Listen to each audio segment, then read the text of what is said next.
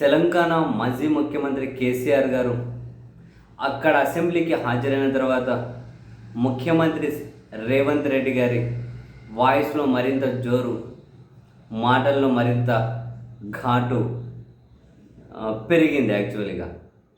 So ఈ క్రమంలో తాజాగా కేసీఆర్ గారిని ఉద్దేశించి ఒక ప్రతిపక్ష నాయకుడిగా, ఎమ్మెల్యేగా ఈ 15 నెలల్లో 58 లక్షల రూపాయలు ప్రభుత్వ సొమ్ము తీసుకున్నారు అని, కానీ ఏ రోజు ఏ సమస్య మీద కూడా ఈయన మాట్లాడింది లేదు అని, అసెంబ్లీకి కేవలం 2 రోజులు మాత్రమే వచ్చారు అని, ఎలాంటి ఇష్యూ మీద ప్రజలను కానీ అడ్రస్ చేయలేదు అని, మరి ఇంట్లో కూర్చొని 58 లక్షల రూపాయలు తీసుకుంటున్నారు.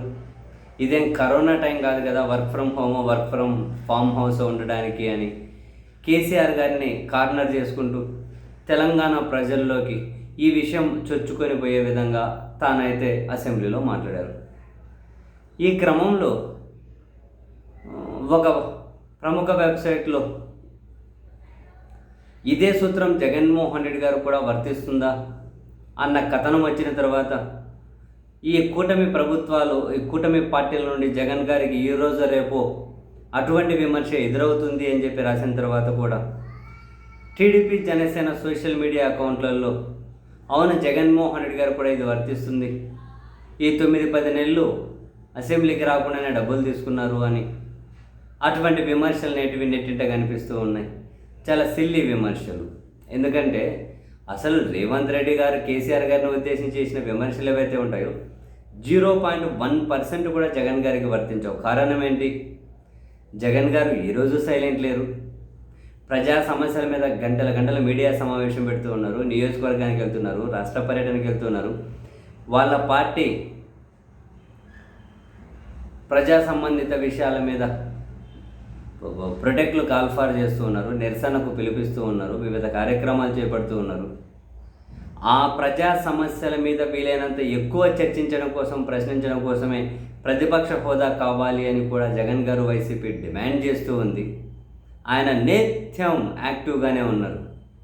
అసెంబ్లీలో టైం ఎక్కువ ఇవ్వడం లేదు, ఇవ్వరు అనే కదా హక్కు లేకపోతే ప్రతిపక్ష హోదా అడుగుతున్నది. అలా ఇవ్వనందుకే కదా గంటలు గంటల మీడియా సమావేశంలో ప్రజల సమస్యల మీద ఆయన మాట్లాడుతూ ఉన్నారు, ప్రభుత్వాన్ని నిలదీస్తూ ఉన్నారు. అటువంటప్పుడు అసెంబ్లీకి రాకుండా కేసీఆర్ గారు డబ్బులు తీసుకుంటున్నారన్న రేవంత్ రెడ్డి గారి విమర్శలు జగన్ గారికి వర్తిస్తాయి అంటే అలా మాట్లాడే వాళ్ళ అమాయకత్వం అయినా కావాలి, వాళ్ళకి పెద్ద ఏమీ పరిజ్ఞానం లేకపోవడం అయినా కావాలి. అసెంబ్లీలోకి వెళ్ళినన్ని రోజులే మొత్తం వాళ్ళ జీతాలు వాళ్ళకు హక్కుగా వచ్చేటివన్నీ తీసుకోవాలి అనుకుంటే ఇప్పుడు మొత్తం అసెంబ్లీ ఎన్ని రోజులు జరిగింది? అసలు వీళ్ళు ఒక ప్రజాప్రతినిధిగా వాళ్ళకి జీతాలు అంటే సుప్రీంకోర్టు తీర్పు ప్రకారం వాళ్ళు కూడా ఉద్యోగస్తులే కాబట్టి, సో ఇటు అధికార కూటమిలో ఉన్న వాళ్ళతో పోలిస్తే జగన్ గారే ఎక్కువ ఉద్యోగం చేస్తున్నారు. ప్రజల వైపు నుండి జగన్ గారే ఎక్కువ ఉద్యోగం చేస్తున్నారు, ప్రతి సమస్య మీద మాట్లాడుతూ ఉన్నారు.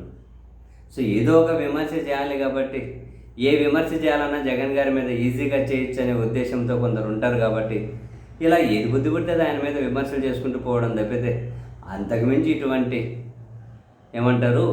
ఇటువంటి విమర్శలకు జగన్ గారి మీద అర్థం పర్థం కూడా ఉండదు. ఎలాంటి పరిస్థితుల్లోనూ నిత్యం జనం మధ్య ఉన్నారు, జనాల సమస్యల మీద ఆయన నిత్యం మాట్లాడుతూనే ఉన్నారు. ఏదో ఎక్కడో రేవంత్ రెడ్డి గారు కేసీఆర్ గారిని మాట్లాడితే జగన్కు వర్తిస్తుందని చెప్పి ఆయన ట్రోల్ చేయడం పిచ్చితనం.